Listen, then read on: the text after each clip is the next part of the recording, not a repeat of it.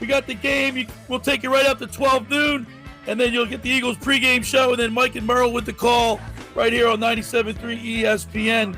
And I'll tell you what now, my first guest we do every Sunday, let's see if he can talk me off the ledge and turn my skepticism into positivity.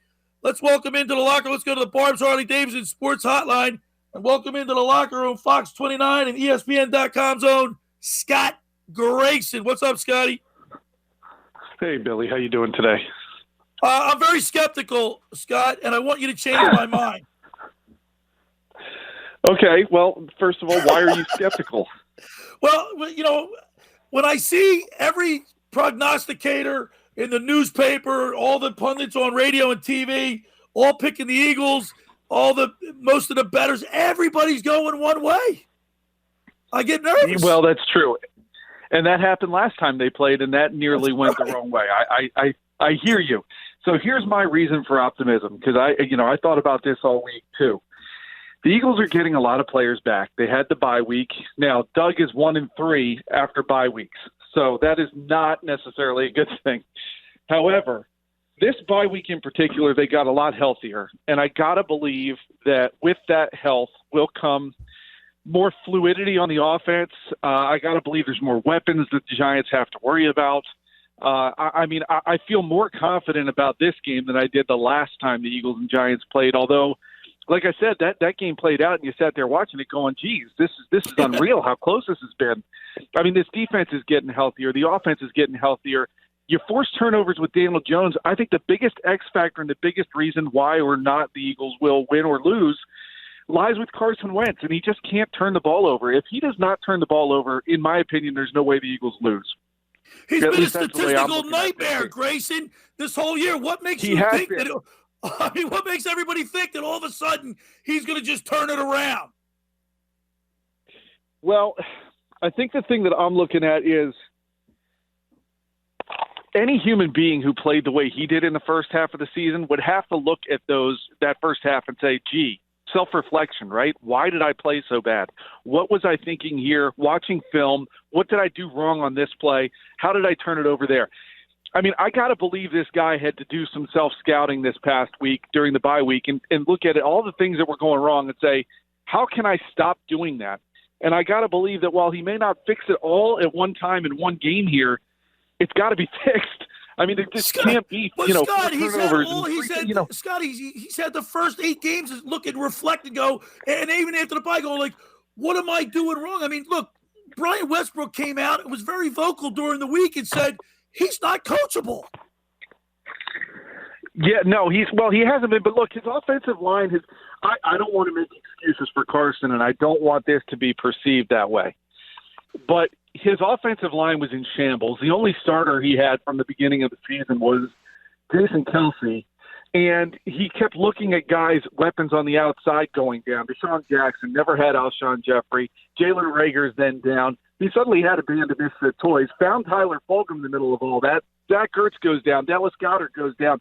I truly believe that Carson Wentz started feeling like he had to be a magician on every play in order to try to get his team to win. Now, what I'm trying to buy into here is that with more talent out on the field, with his offensive line back intact more, that he will follow the offense more to the way it's supposed to. Every play is supposed to be run. And I still want to believe, although he's given me no reason to, and I'm not saying I necessarily think this is going to happen more frequently. I got to believe it's going to happen a little more frequently, but it's not going to happen all the time, is he will get rid of the ball. He will throw it away and live to fight another down. Stop taking those negative yardage plays. And quite frankly, today the bottom line just has to be don't turn it over. Just don't turn it over today, and you're going to beat the Giants. We're talking with Scott Grayson from Fox 29 News and our own 97.3ESPN.com. You can check him out. Grayson's Grades online. Of course, catch him on Monday with a Sports Bash with Mike Gill and Hunter Brody for Grayson's Grades. And you did allude to the fact that Doug Peterson is 1-3 after a bye. How about Peterson-Wentz era? They're 8-1 against the Giants, which bodes well, but it also makes me nervous there too because they're due. Well, they are, but Daniel Jones hasn't really beat anybody that's not named Washington. So you look at Daniel Jones without They don't have anybody to run the ball. I mean, everything says the Eagles should dominate this. You take Right? Carson Wentz in the offense out of the picture.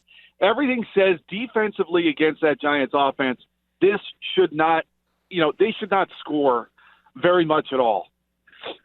So, I mean, I sit here and I analyze it. It's all set up perfectly. You come out of the bye. You have everything going your direction here. Now, you do have New York coming off of a win. So they have a little more confidence and things like that. So you got to worry about the Giants in that sense. But I think, look, the Eagles have everything laying out in front of them. And you could sit there and say, okay, it was only one half of the season. It wasn't pretty. It was downright ugly at times. But it was only one half. What will define this season is going to be the second half of the season. And if it's not a good second half, this season is going to be a failure. If it's a great second half, this season could end up being a really big success. It still could be, which is miraculous. It is. It's unbelievable. And I ran a poll, our Twitter locker room Twitter poll question yesterday. Is this a must-win against the Giants this week? And 88% of the people that responded to the Twitter poll said it's a must-win. This is a must-win. I would not put a must-win tag on this, but. Scotty, they'll be 3-5. If they don't win this game, look at this. They'll be 3-5-1. If they don't win, they'll be 3-5-1. And they got Cleveland. They got the Saints. They got Green Bay. They got Arizona. Now I know the Eagles always pull a game out of their hat that they're not supposed to win, but they always lose. They also always lose a game that they're not supposed to lose. My point is they never do anything easy. We haven't had a game where we go, we blew somebody away. I mean, we haven't even been able to go to Blitz's and get a cheeseburger for $3.50 this season. I completely agree with you. Everything you're saying is sound and makes sense. However, it's the first of the last 8, and when you just look at it from that standpoint, I just can't put a must-win tag on this. Now, I very well believe that if you lose this game, this could be one you look at. Could be one of the biggest ones you look at the end of the season and say, well, where did we mess up the most? Right here. This, to me, it's not a must-win, but it's a win that you need to have. They certainly can't be caught looking ahead for Cleveland, so I wouldn't call this a trap game. And so, therefore, I just think this team's got to come out. You've got to be – one thing that Doug has always had these guys do is when they need to come out and get a win, they come out and they get a win. Now, you could argue their backs are no longer against the wall. They are the division leaders by more than a game. But this is a division game, and I think, the biggest way you win your division is to beat the division teams. And in my opinion, after losing the game to Washington, they had to win these remaining 5. So this, to me, is a game. While I'm not saying it's a must-win, to me this is a gotta win. Scott, if you want to say it that Scott, way. Scott, let me tell you this. Conversely, if the Eagles can come out today and look and be cohesive, have a cohesive look to it, an offense that is hitting on all cylinders, get contribute, nice, Carson Wentz doesn't turn the ball over. They look cohesive on offense, and they beat them by 2 touchdowns in convincing fashion. Then I think we got a lot to be optimistic about and excited about moving forward. I agree with you, and I'm even going to set the bar lower than that. I'm just saying, don't turn it over, and for the love of God, let me see that Doug Peterson spent some time scouting his play calling, and let me see an offense that has a little bit of flow to it, a play that sets up another play later in the game, a play that sets up another play later on the drive, decision-making that's solid and sound.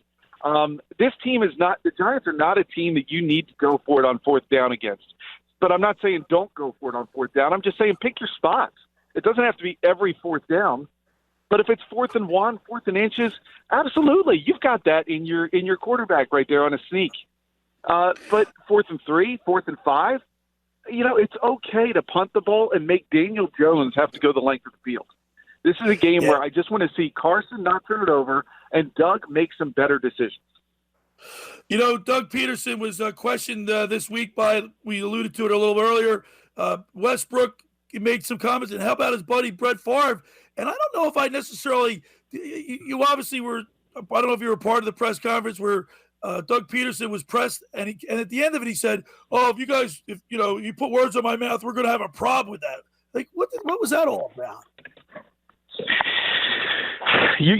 Doug has been very edgy this season, and that's been clear. This season, this team has not played as well as he wants them to. I think there is more and more noticeable frustration that you can kind of read between the lines and see that Doug isn't getting through to his quarterback right now, and that is frustrating for him, and that's coming out in these press conferences. That's my opinion. I think that he has made it clear to Carson he cannot hold the ball as long as he is. He has made it clear that he can't continue to force everything into tight spots. And Carson isn't listening. So I think what we're seeing is Doug venting, and he's taking that out on the media. Now, that being said, Brett didn't do him any favors, by saying what he said. And in my opinion, Carson is the franchise quarterback. I still think we've seen what he can be, and I still believe he can be like that more than he is like what he is right now. And I think the second half of the season is his chance to go out and show that. Now, he just has to stop pressing. He also needs to listen to his coaching, and that's what he did in 2017 well. He had coaches that he listened to. Now, for whatever reason, I don't know if they're just not putting guys around Carson that he's buying into, or if he is no longer listening to Doug like he used to. If he starts thinking he's in his fifth year in the league and he doesn't need all this extra advice, I know what I'm doing now, well, then he's setting himself up for failure, and his time here in Philadelphia will come to an end sooner rather than later. How about this, Scott? Right now, how about the fact that there's 14 coaches that have their hands in the offense? Maybe there's too many people, and his head's spinning. Oh, I absolutely agree with that. I think there is ways. You go back and you look at it. Sometimes the easiest answer is the simple one. What worked in 2017? He had John DeFilippo and Frank Reich and occasionally Doug Peterson as the three people that he was dealing with. You're right. Now he's got so many people. And I heard this theory floated in the past week too, over a bye week, when you actually have time, sit down and say, hey, Carson, obviously things aren't going great right now. What are some of your favorite plays to run? Because if you start giving the guy some of his favorite plays within the game, he'll execute them. And then you start building off of that. And then you come back to next week, and it's like, okay, let's try to find a couple more plays that you like that we can integrate into the game plan here. That's the stuff Doug did with Nick Foles at the end of the regular season before they went into the playoffs, the year they won the Super Bowl, that they came up with the read option that was perfect for Nick and how he liked to run the offense. That was the kind of stuff that works for him. Well, just dumb it down. Get simple here. Hey, Carson, what is your style and what works best for you? We thought we knew what it was, but obviously we were wrong. So help me help you, Spoken like a true movie quote. Help me help you. Grayson, that's why we have you on the show, because you give us insight that no one else can provide. And while I don't think you got me completely off the plank, I want you to give me your prediction for today's game.